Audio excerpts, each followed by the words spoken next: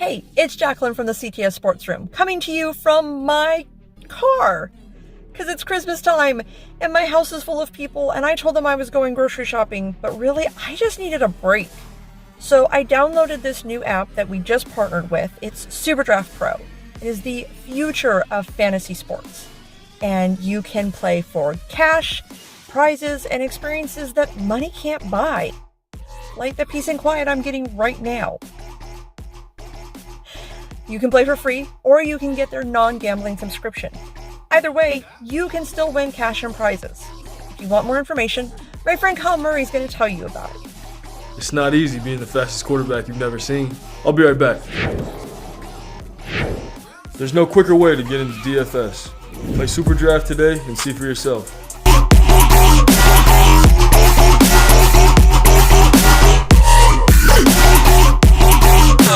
SuperDraft Pro and Caesars Entertainment are bringing you the future of fantasy sports. So, if you want to play like a champion or need a break from the family, download SuperDraft Pro today. Play like a champion. Information will be in the link below.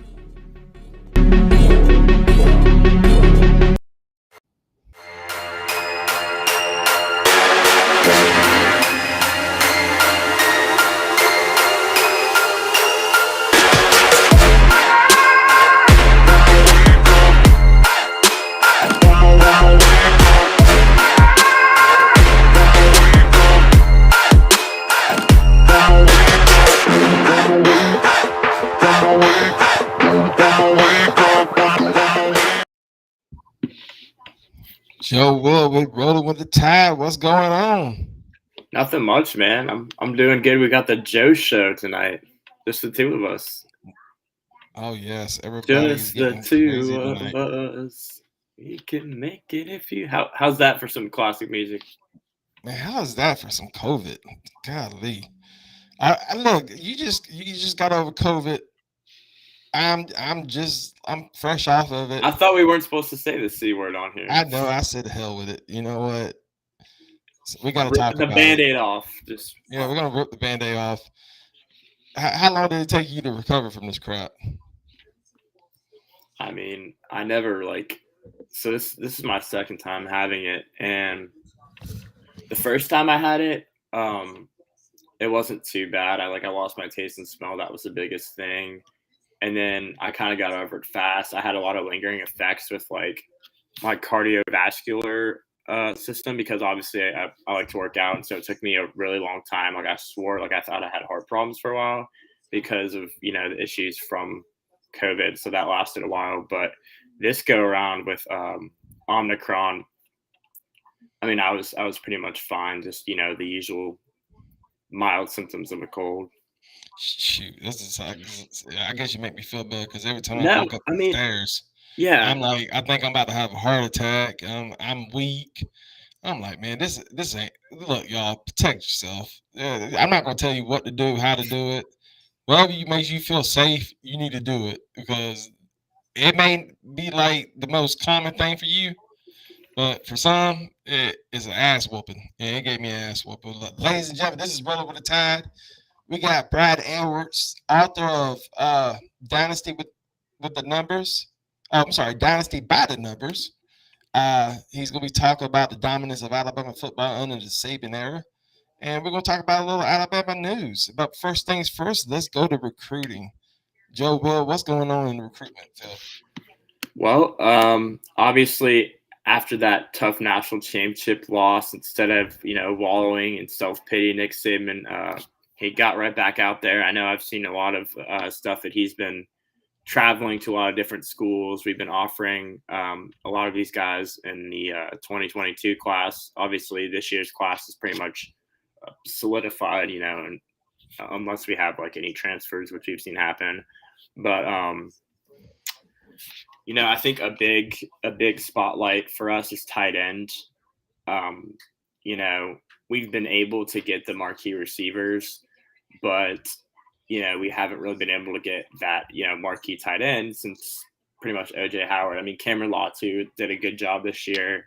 Obviously, we know how much of a disappointment Billingsley was, who ended up transferring to Texas. Well, hold on. I thought our family member Spencer is online right now. He's talking with Ooh. us. He's saying he's trolling other shows, telling us to check us out. Spencer, you're doing the job, man. Spencer is going to come on the show one day. We're going to have to hook him up, bring him on the show.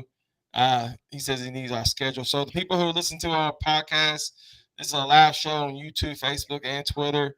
So people can come on and talk with us. You know, we got guests, we got Alabama football legends, we got everybody like that coming on. I mean, everybody in the football program wants to be. John Parker Wilson called me up the other day and he said, I want to be part of the show. I said, John Paul, you got to wait your turn. Wait your damn turn. No, I mean, we've talked about the schedule thing too. We might, obviously that's something going forward. I know it's easy to keep track of if we did like a weekly schedule with like, the guests that we were going to have on. But yeah, we're glad to have Spencer in here, and that's definitely something that we're considering doing. Spencer said he ain't scared. But yeah, today we was talking Stingray, and I was actually talking to Tommy Wilcox, the hunter from the 79, from the back in way before your time, way before my time. Yeah, I was going to ask if that was like a band member or something. Watch your mouth, man. That's an Alabama icon. I'm one of these new spoiled Alabama fans, so I'm not. Yeah. I'm not used to these old days. But let's go ahead. I interrupt you. Go ahead and talk about the recruiting. Yeah, so like I said, tight end is that's a big concern. I know initially we thought that we were going to be able to get 5-star tight end Jaleel Skinner. Another Jaleel. I don't know how I feel about that. But we thought we were going to get him, but he decided to go to Miami, which was very upsetting. Saw some people that didn't necessarily have some nice things to say to him, but, I think it's kind of ridiculous. The guy makes his choice. He goes to Miami or whatever. Especially with all this NIL stuff. I'm sure Miami's a really easy place to make a butt ton of money. And then another guy they've been looking at is a 4-star Danny Lewis Jr. out of Louisiana. We know we've had a track record for going into Louisiana and taking guys out of that LSU's backyard, obviously with I just literally completely blanked. Christian Harris, I think, did he go to Louisiana? Anyways, I was nodding my head for Spencer. He asking the question. We've had a track record of getting linebackers from Louisiana and them being very successful here. So I don't know too much about Danny Lewis because, I get really in on the 2021 recruits. And then when the page flips and then we go the next year, I get kind of lost a little bit because it's so unpredictable. But from what I've been told, Danny Lewis Jr. is a very solid linebacker. A couple other guys, Peter Woods is in Tuscaloosa this weekend. He is a 5-star defensive tackle. He's from Montgomery, Alabama. So it would be awesome if he could, come to Alabama. We've had some guys, DJ Dale, I believe is from the Birmingham area. We've had a lot of our defensive linemen, fortunately enough, have come from, Alabama. Excuse me, actually, I was looking at 5-star defensive tackle James Smith. Peter Woods is a 5-star defensive end from Thompson High School in Alabaster.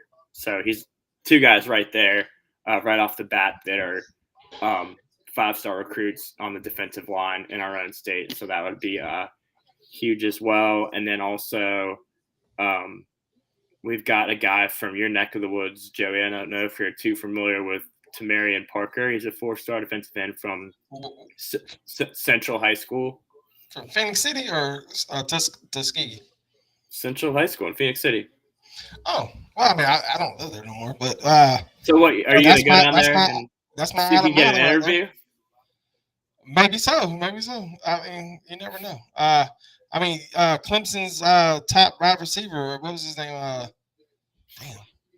Justin Ross. Yeah, Justin Ross. He's from Phoenix City.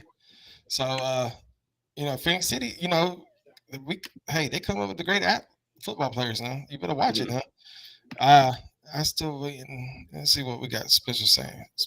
Special is the third host of the show. I am still waiting on DJ Dell to show up. Who's DJ Dell? Joey, how can you be an Alabama fan? You don't even know who your own players are.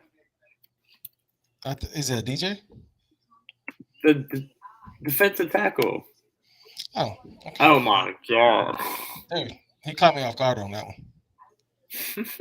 I don't know every play on Alabama. Damn. I don't expect that, but come on, man. No, DJ Dale is he'll be solid next year, so you don't have to worry about him, Spencer. But that's pretty much it for recruiting. I need to do a better. I gotta ask you something. I gotta ask you about Paul Tyson. It's kind of like his birthright to play at Alabama. How do you feel about him leaving? Obviously you want, to compete, and I don't think with the guys that we have, obviously with Bryce Young and Jalen Milroe, I think it's going to be tough for Paul Tyson to see any playing time. And as much of an Alabama legacy he is, it's just, for a playing standpoint, he could go somewhere else and probably start right away. I think he transferred to Arizona State, if I'm correct. Yeah, I believe he so. did. I felt bad because like I said, this is. I mean, his great grandfather is he's not only like a symbol of the state of Alabama, he's a symbol of college football, period, hands down. And to play at the school that your great grandfather played at and coached at, became a legendary coach, and then you get there and then you can't even get on the field. And he's not a bad quarterback. But with the guys that we have right now, that's the thing about Alabama, though. Like, it's the best of the best, which also means that if these guys aren't getting playing time, they're going to want to transfer and go places where they can. And I'm sure he'll be pretty damn good at Arizona State in the Pac-12. Yeah, Spencer agrees with me. I hate that Paul's leaving, but can't blame him. Not his name, but just watch his film. Mm-hmm. Yeah, you can always go to Kentucky or Texas A&M. I guess that's your birthright too. Bring back the Junction Boys. But let's talk about the assistant coaches that we hired. One of them are trading sides. Quarterback coach came from Auburn, and not played at Auburn. He didn't come from Auburn. Played at Auburn, but he wants to be a champion too. So just tell him a little about Coach Robinson. Yeah, so I guess the thing with Coach Robinson is I think he's an immediate upgrade over Jay Valai, who was our DB's coach this year and left to go to Oklahoma. I think it's very telling of a coach leaving when people get excited about him leaving. He was not well liked amongst the Alabama football fan base, just because, if you look at our cornerbacks, they have a reputation for being solid. And this year we just weren't all that solid. There were a lot of it had to do with injuries, but as a coach, your job is to develop these players, these young guys, and get them, as 5 stars to the end of the year, and they're not looking lost in coverage. And that was an issue we had this year. And Josh Jobe just not turning around, getting called for pass interferences calls. So Trevaris Robinson, he's got a history of recruiting pretty well. You said he's a former Auburn defensive back. He's from Miami, Florida. We're getting him from the University of Miami, so that he knows the state of Miami pretty well, or not state of Miami, the state of Florida, and specifically Miami. Come on, man. He knows that area. Man. It's a city. I had a slip up. Hey, you said you didn't know who DJ Dale was. He caught me off guard. I was thinking of DJ Khaled. Golly. I had a brain fart. Anyways, he knows that area very well, and he's been in the SEC for a while. I know he coached at Auburn, like we said, South Carolina, Florida. So he has a history of being around a lot of, high caliber athletes from the South. One of the big names he was able to recruit was he got Vernon Hargraves. He was a 5-star offensive back, 2016. Able to come to Florida. He had a very good career there. Jalen Tabor also went to Florida. He got him there, so he has a history of getting the job done. And I think this was a big ad for Alabama, kind of a sneaky one. I know a lot of people aren't talking about it all that much. People are more concerned with, Bill O'Brien and him leaving, or if he's staying because they want him to leave. But I think this Trevaris Robinson. You want him to leave? Yeah, I do want him to leave. I'm one of those people. I want him to stay. I'll openly admit it, but it's not looking like I'm going to get my way, which is fine. But yeah, Trevaris Robinson from Miami is a big time get for Alabama. Before we go any further, ladies and gentlemen, today's a special day. 34 years ago, I hope I got the age right. 33, 34 years 25 ago. Years ago. 22 years ago. The greatest internet sensation of all time was born. Mr. Hell State himself. Do we have a tribute? Huh? Do we have a tribute? No. He's the boss. I mean, well, he's not dead. I guess I shouldn't say tribute. Yeah, that's your tribute, Stingray. You're not dead. And so happy birthday, Stingray. Turning the big 33 or 34, one of the two. It don't matter. He got more money than the president. So he's so rich the government calls him for a loan. That's how rich he is. But yeah, happy birthday, Stingray. We love you. And Spencer loves you too. Robinson's a great defensive back coach. He would be able to relate where the DBs are looking at Saban as being an old man. Spencer made a good point. Yeah, for sure. Yeah. It's getting to the point where every comment we make is Spencer, call a friend or something, man. We can't. It's just every episode is just us three hanging out. No, we got to have some. Yeah, that's something we're working on too. Well, yeah, Spencer's definitely got to come on. He's earned his keep to be a family member. Mm-hmm. I think he's the unofficial CTS family member. Actually, technically speaking, I'm the unofficial family member. No way. Yeah.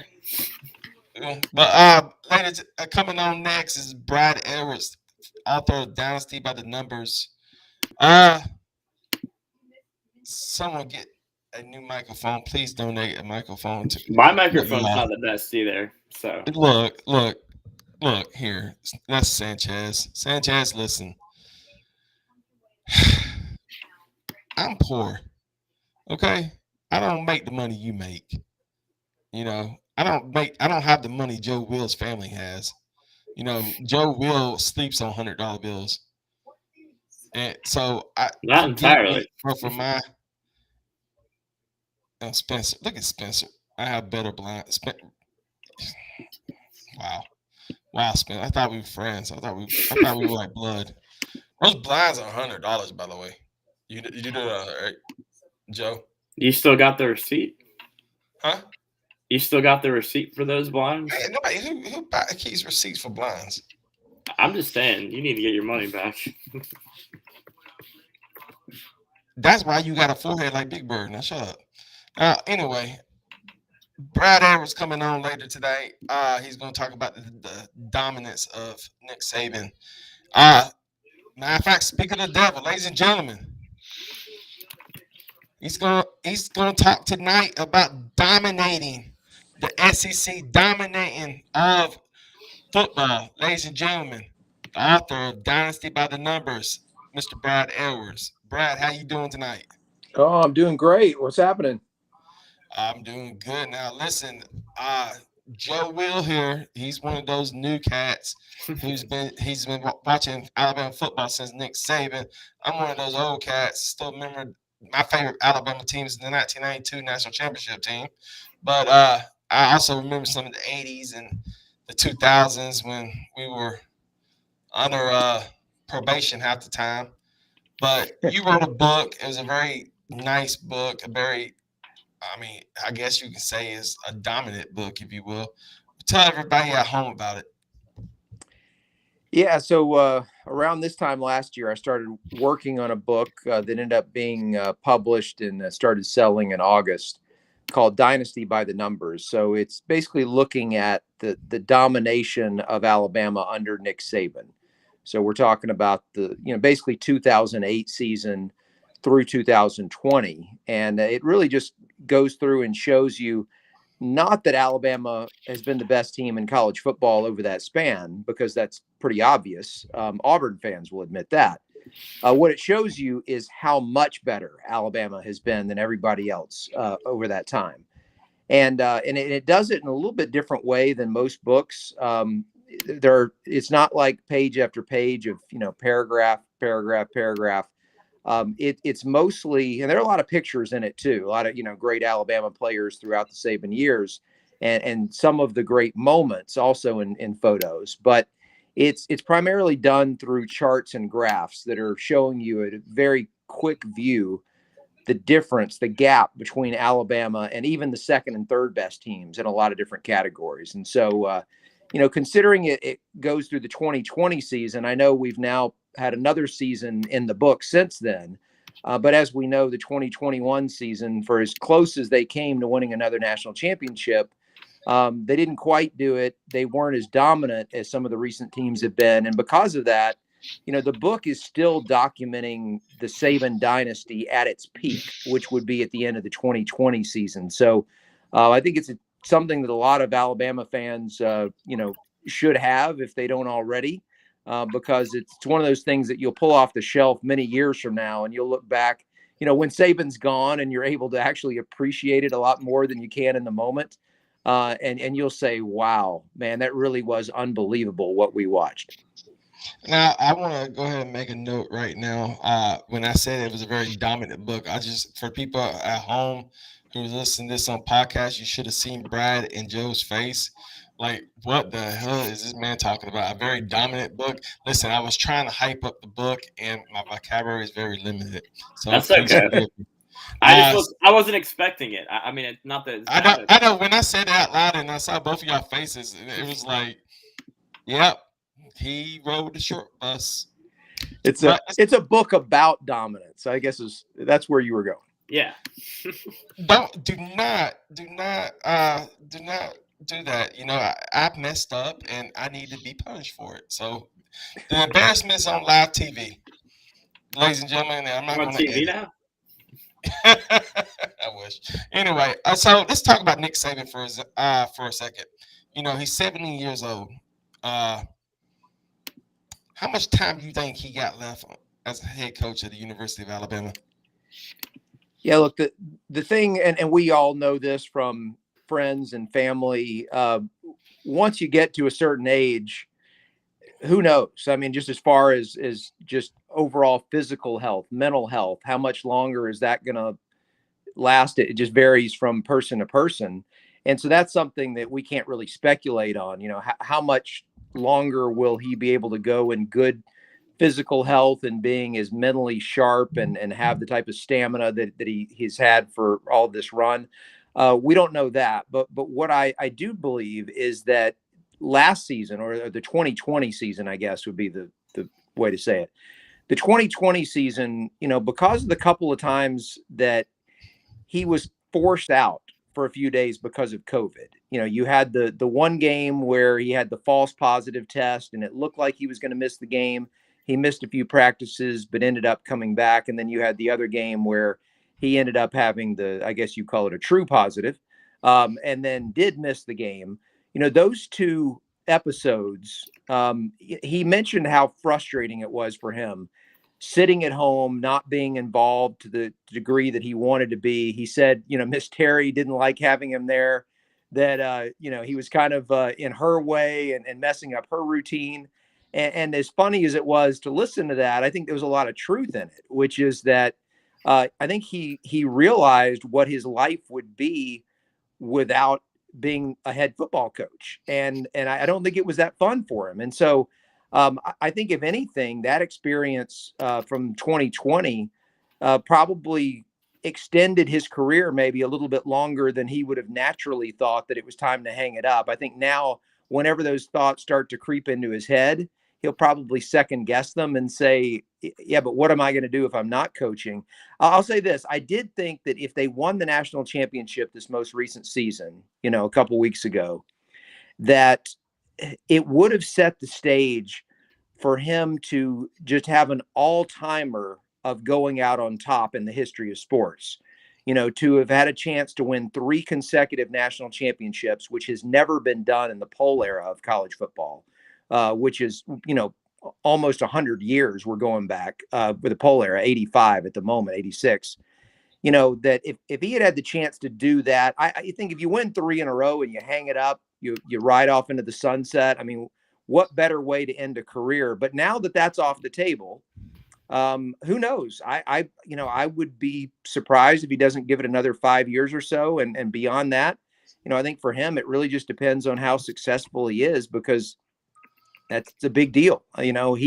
He's not the kind of guy who's going to tolerate going 8-4. So I don't think that we have to worry about his last 5 to 10 years being like what we saw from Bobby Bowden on the way out. I don't think Saban will stay that long if things take a turn down. But it is the age we have to start really thinking about that. I'm sure the negative recruiting around that will just get stronger and stronger the longer he goes. But I really do think he can give it another good 5 years. And at the rate he's going, that could mean 2 more national championships, maybe 3, because that's kind of the pace that he's on. So I want to ask you this, and this is why I got a problem with most Alabama football fans. It's not just you, Joe. I mean, you're somebody that realizes that Alabama has done amazing things in college football. Yeah. Like I said, I've been a fan since the 80s. My favorite team of all time is the 92 national championship team. But, from the 2000s, we went 6 years getting beat by Auburn. Probation. I've been through it all. I've watched it all. I've seen unranked Alabama teams. And for now, it seems like Alabama fans don't understand that the dominance of Nick Saban and Alabama football. I mean, when you think about it, some people live their life never seeing their favorite college football team win a national championship. I have lived through 7 national championships in my lifetime. I mean, I'm blessed for my team to see 7 national championships. And these people think that national championships grow on trees now in the state of Alabama. So what do you have to say to the fans that don't realize that we're blessed to see what we have seen in the last 2017, that's 15 years? What would you say to these fans that don't understand that, we're blessed? Yeah. Look back at the history books, I mean, it is crazy to think that this has gone on so long that the college freshmen right now were in kindergarten when this began. And when I say began, I mean the 2008 season when Alabama, reached number 1 for 5 weeks. And that was really when everyone understood that Saban was probably going to, at the very least, replicate what he had done at LSU. And obviously he's gone far beyond that. Well, we knew it before he got off that plane. Well, yeah, I mean, some people did, and I thought they were a little bit crazy. I mean, look, there's nothing wrong with the logic that if he could win one at LSU, he certainly could win at least one at Alabama. But anyone who thought that he was going to win 4 or 5 is just crazy in the head. But obviously, he's gone beyond that, and that's what's so astounding. I mean, he's done something. The point of the book I wrote is just that. It's not just, I mean, I said it was about how much better Alabama's been than everybody else in college football over this span. But beyond that, what it really shows you is that no team, no program in college football history has ever dominated in this way for as long as Alabama has done it. Nobody has ever had a run of 10 years or more where they've been able to keep it up at this level. And he just keeps going and going. And this most recent year was a down year. I don't know why people say that. I really don't. I do not understand. Well, looking at the roster though, nobody. If you look at the inexperience and if you look at the number of close games that they played, they had 4 games in the regular season well, I guess 4 games in the season, but let's just look at the regular season. They had 4 regular season games that they won by a touchdown or less. In the previous 6 seasons combined, do you know how many regular season games they won by a TD or less? How many? 3. They had 4 in 2021. The previous 6 seasons, they had a total of 3. So I mean, it was jarring in a lot of ways to watch them play games that, you know, were still in doubt in the final 5 minutes because we're just not used to that. But at the same time, in my opinion anyway, from the very beginning of the season, they were clearly one of the 3 best teams. At no point did I ever think they weren't. And they ended up having the lead in the 4th quarter of the national championship game, despite having a number of key injuries, which ultimately probably cost them the game. Look, hey, I'm so sick of hearing Texas fans still complain about Colt McCoy. I'm not going to sit there and be talking about Jamison Williams going down, 1 week from now, much less 10 years from now. So we'll just let that go. That's part of football. But the point is, it was a team that by all rights should not have gone as far as they did, given everything they had lost. I don't know how many people know this. I had posted this on social media shortly before the national championship game, which was that last year's team had 6 consensus All-Americans. Okay, once again, I'm falling back in that trap. Last year was 2021. The 2020 team had 6 consensus All-Americans, which was the first team since Yale in 1909 to have that many on one team, which is astounding. But there's a step further that it goes, which is they lost all 6 of those guys. Not a single one of them came back the next year. And the first guy drafted off that team was not one of the 6 consensus All-Americans. It was Jaylen Waddle, who would have been a consensus All-American if he hadn't missed 2/3 of the season with an injury. And then you had Christian Barmore, who ended up going, I think it was the 6th pick of the 2nd round of the draft, who also wasn't one of those 6. They had 8 players taken the first 38 picks of the NFL draft in 2021. In the entire history of the draft, there's been only one other team that even had 6 of the top 40 picks. Only one other team ever did that. And so when you look at it, you could make an argument from that perspective, and we could get into, quality versus quantity.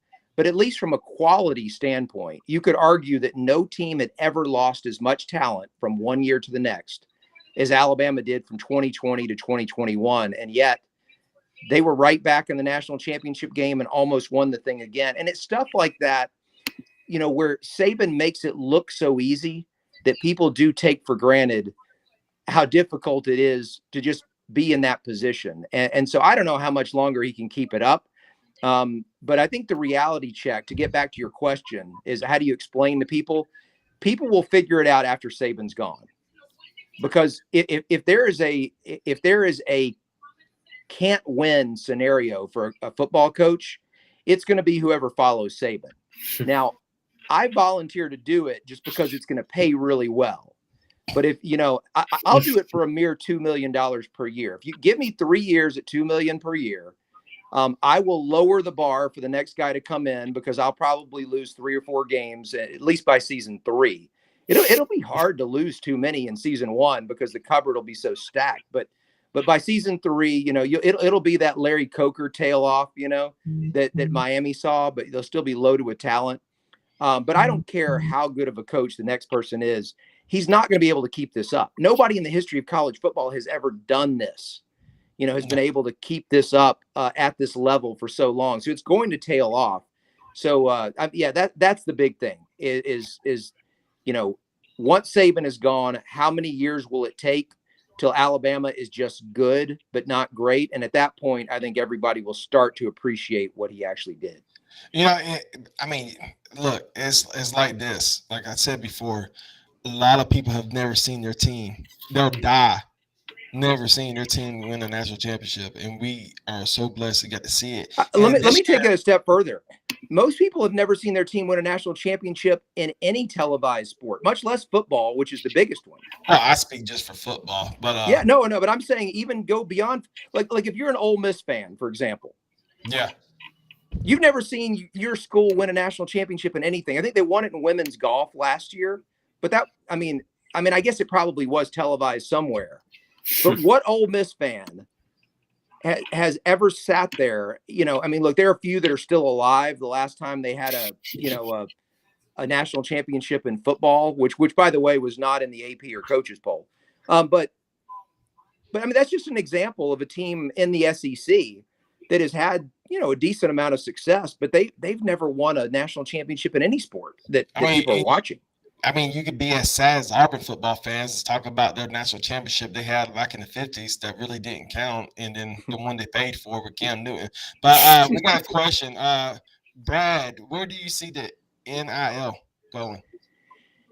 Yeah, look, I think this is something that many of us knew from the start was going to be an evolving thing because it was set up from the beginning to be wild, wild west.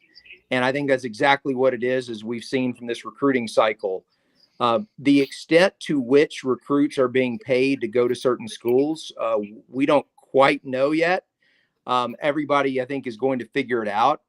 And obviously there are going to be a lot of changes. I saw that the Alabama legislature was already moving on kind of relaxing some of the NIL rules in order to help Alabama and Auburn be able to do some things that some other schools were doing. So that's part of it. But, there was this assumption from the beginning that this was supposed to be about fair market value, right? Like, you're not paying kids to actually be on the team. Or to choose a certain school, you're paying them based on, what they've done and their personal marketability because of that. And obviously that's not what's going on here, and will they be able to, to craft legislation in order to get it to that point where that is what it ultimately, becomes about? I don't know, but look, I do think that we are seeing if there's I shouldn't say if there's a good side, there is a good side. And then there's a lot of good that comes out of players being able to make money for the first time, since the whole, I don't know what you would call it, this whole illusion of or delusion of amateurism started to surface. I'm glad they're able to make money. But one of the things that I think we've seen here recently is that I think it has contributed to some people deciding to stay in school who maybe previously would have taken a shot at being a 4th or 5th round draft pick.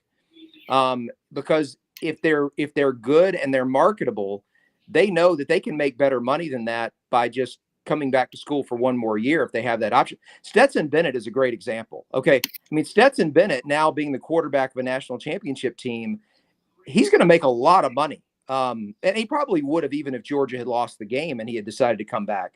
But what would Stetson Bennett ever make in professional football? I mean, I'm guessing he'll never make a roster. And so good for him that he's got the opportunity to take advantage of that and to monetize it. You think about Tim Tebow. Tim Tebow, not only a national championship quarterback twice, but a Heisman winner. And look, he did stay for all 4 years. It's not like he left early for the NFL. But Tim Tebow would have made more money in college than he was able to. Maybe that's not true because he did end up getting drafted in the first round. But for people like that, it's a great opportunity. And so I do think there are a lot of positives that come from it. But, man, they really do need to reel it in. If they want to stick with the spirit of NIL as it was first thrown out there, you can't be just blindly giving tens of thousands, if not hundreds of thousands of dollars to kids who have never stepped on a college football field because they are supposedly marketable. But look, here's the other thing I would say. Most people who have a lot of money, didn't get it by being stupid. And what they're going to figure out pretty quickly is that a whole lot of 4- and 5-star recruits don't turn out to be very good in college. I mean, even at Alabama, where they do a better job of developing them than anywhere else in the country, and a higher percentage of those kids end up, being 1st and 2nd round draft picks than anywhere else, you still have plenty of 4- and 5-stars who go to Alabama who never end up starting, never have any type of impact, end up transferring out. And so if you're here in year one of this as a booster with a ton of money and you're just throwing a lot of it at this guy and this guy because he rates really high as a recruit, you're going to figure out quickly you're not getting anything back on your investment, because a lot of these kids are going to turn out to not contribute very much to your school. And Now, look, I mean, if you end up winning a national championship, you figure, hey, if we get enough of them and it works, maybe it was worth it. But I don't think a lot of these schools are going to end up winning national championships. And so ultimately, I think this is all going to settle down after the first couple of years. How do you see this Alabama team that just lost to Georgia a couple of weeks ago? How do you think they compare to some of the teams in the past? In my opinion, this team not only struggled with injuries, but also had a little bit of disciplinary stuff, specifically with Jaleel Billingsley. Do you think Nick Saban gets that cleaned up for the 2022 team? Yeah, there have been obviously a few teams that Saban has had that, for whatever reason, they just didn't really click with him, and you could tell he was frustrated for a lot of the season. Now, I do think that in some ways, though, he actually enjoyed this team because he seemed to know from very early that they were lacking in a lot of areas, and he was constantly trying to encourage them, and he wasn't, publicly criticizing in the way that he would have some of his more talented teams. And so I think there was a lot of strategy going on there with him and how he handled them. But look, I think with the core of this team that's coming back, and this is another thing about, you talk about NIL, but the transfer portal, now more than ever is a time, where you can kind of send some of those guys packing.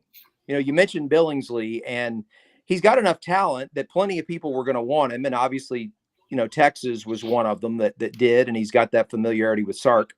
And so he's gone. And I think for a lot of coaches right now, if you've got a guy who everyone knows has talent, but he's not really fitting in with the whole team concept and what you want your players to do, you can throw out, transfer as an option, and guys are going to, they're going to be able to go for it. And they've got that one time they can do it without penalty and play the next year. And so there's one fewer barrier, or I should say there's a large barrier removed to being able to kind of unload a guy who's not, what you're really looking for in the locker room. And so I think that's a big deal. I think the whole transfer thing is going to continue to be to Alabama's advantage, and other schools like Alabama, the cream of the crop, they're going to lose guys who were not starters, and they're going to bring in guys who will be starters. And so they're going to get better because of this. And so to whatever extent there were issues with last year's team, whether that was depth, whether it was a lack of frontline talent at certain positions, or whether it was chemistry, I think, Saban will be able to solve a lot of those problems, not only through guys who are coming back, but also through guys that he'll be able to bring in from the transfer portal. And if I was just thinking about this team metrically, going into the national championship game, and this is still true after the national championship game, of the 9 Saban coach teams that played in the national title game, based on a metric that ESPN has called efficiency, this was the weakest. And I use that in air quotes, weakest, because with Alabama football, weak is obviously a relative term. But it ended up being the weakest or lowest rated of the 9. And, Georgia, on the other hand, was not only one of the better college football teams of the last 15 years, as far as how dominant that team was throughout the season, but it was the best team in the history of Georgia football. And yet, one of the weaker teams of the last 14 years for Alabama had the lead on them in the fourth quarter of the national championship game. So, as much Look as at me nodding my head. Thank you. It's not like this team has that far to go or that much improvement that needs to be made to be a national champion. And so I think when you just look at who decided to come back for the 2022 season, there are a lot of reasons to be excited.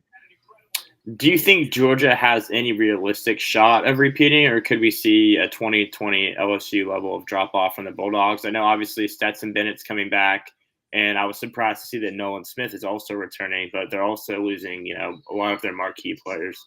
Yeah, they're losing a lot. But now for the first time, Kirby is going to have to face what Nick has been facing for all these years, which is not only, losing a lot of talent that you're going to have to replace, losing a coordinator that he's going to have to replace, but also the whole thing of motivation, having won. Saban always has talked about complacency for a team coming off a national title, and maybe this past year's team, while I wouldn't say it didn't deal with it at all, because so many of the impactful players had left. Most of the guys who were coming back really had not had a lot to do with winning the national title.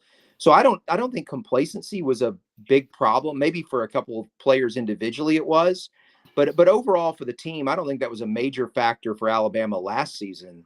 But it typically is. There's a reason that very few teams have ever won back-to-back national championships. I mean, you just go back to the beginning of the AP poll in 1936. Not many teams in the grand scheme of it have done it. And if you get even more specific, since about 1980, I mean, it's been other than Alabama 11 and 12, and then USC 2003 and 4. Am I missing Nebraska 95? Sorry, yeah, 95, 96. No, I'm sorry, 94, 95 Nebraska. But I think that's it since 1980. So there's a reason for it, and it has everything to do with motivation. And I just think it would be pretty remarkable for Kirby to lose as many guys as he's going to lose, even with the number of 4 and 5 stars he has up and down that roster, even with the starting quarterback returning, to be back in the national championship game. And I would say even to be back in the playoff, because I don't think the odds are in his favor to win the SEC, given that he's in the same conference as Alabama. And I do think it's unlikely that 2 years in a row that everything would play out where even the SEC would get 2 of the 4 teams in the playoff in back-to-back years. So yeah, it's not that Georgia is not capable of doing it. They certainly have the talent to. Now I see the question says winning the East.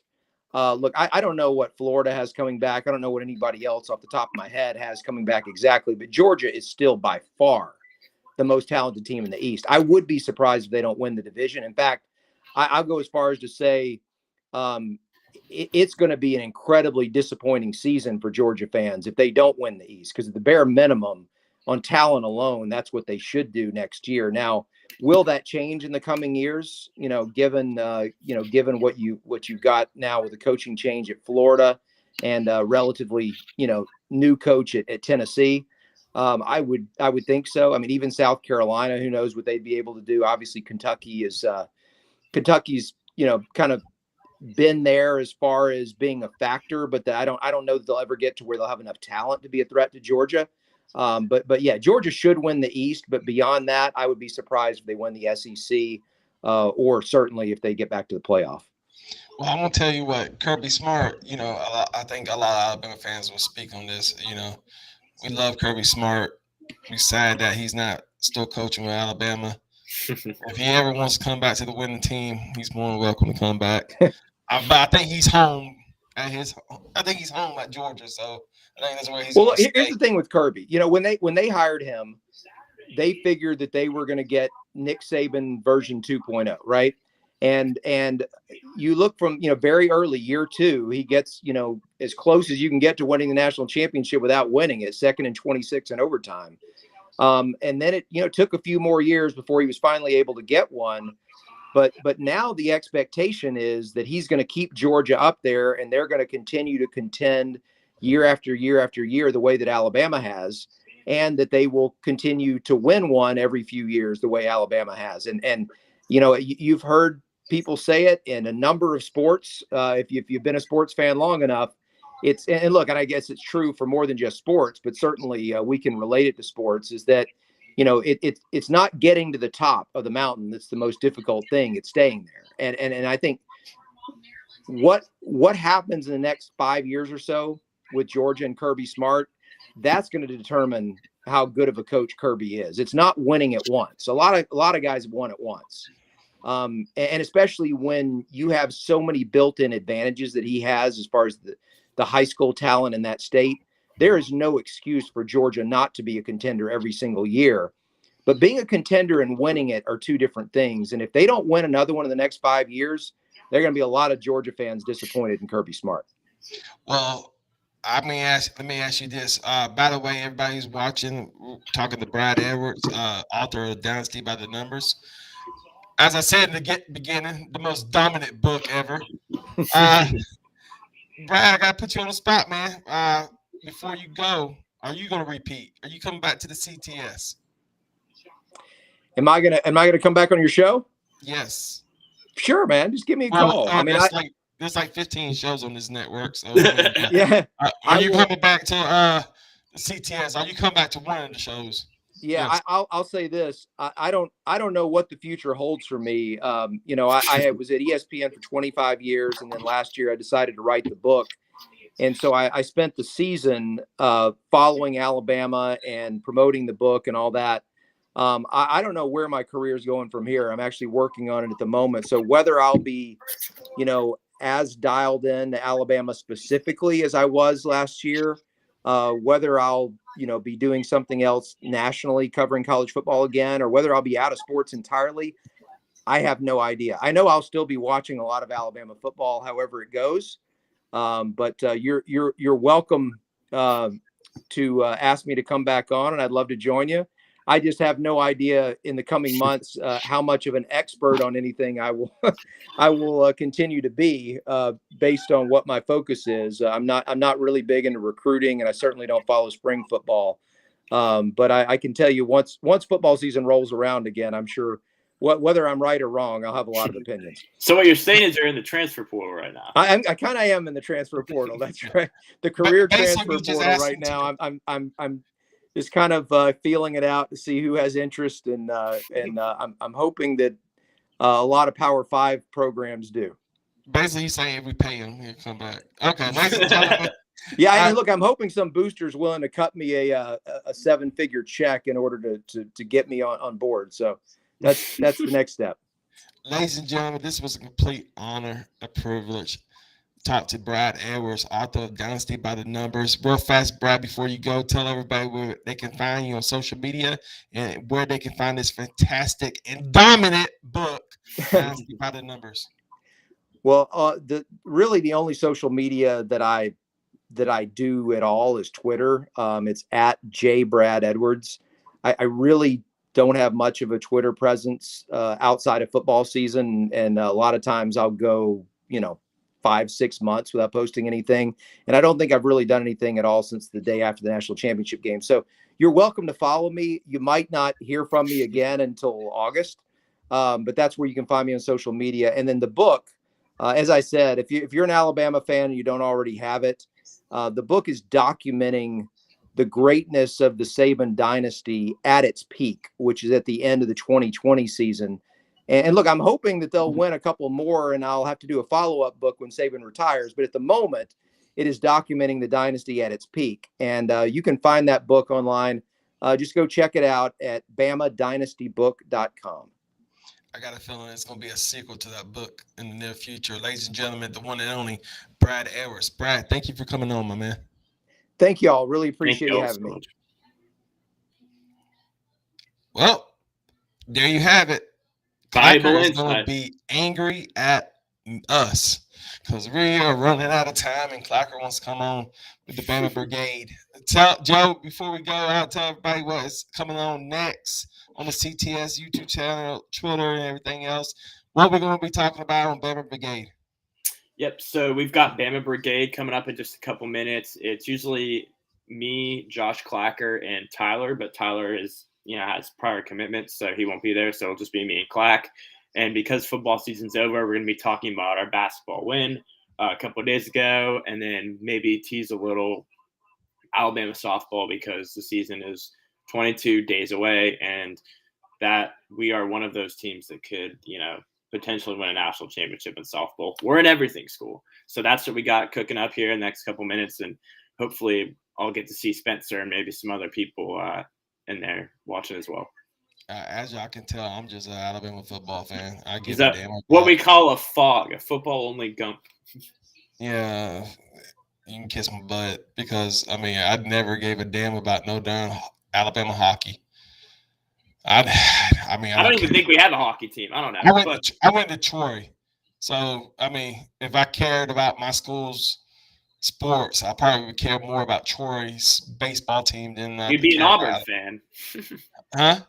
I said you'd probably just be an Auburn fan. Oh, yeah, I'll be an Auburn fan.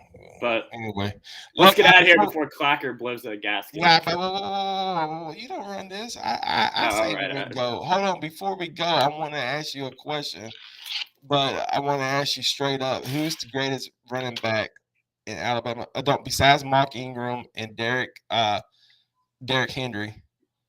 Who's the best running back of all time in Alabama football history? Najee Harris. Okay, I'll give you that. I mean, I haven't only been following Alabama for 15 years. You're what we call you what we call a bandwagoner. Yeah, that's true. Even though you went to the school, so I guess you, since you went to the school, is okay. I paid for that fanship. I didn't. I paid. Well, I didn't pay. I didn't pay for it personally, but see, ever since I was a little kid, it's been nothing but Alabama football. And see, you actually went to the school and everything, so I guess you can that bandwagon. But just don't do me a favor before we go. Don't after our time's coming where we're gonna hit a slump.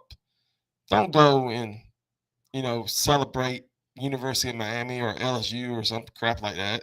I got you. Be a true fan. Even when we're down, be right there and say Roll Tide. Okay? Roll Tide. All right. Good deal. Ladies and gentlemen, this is Rolling with the Tide. Tyler, I miss you. I'll see you next Thursday. Well, you don't like me? There's a reason why you're not doing Don't this answer damn that. show. Don't answer that. There's a reason why you're not doing this damn show no more.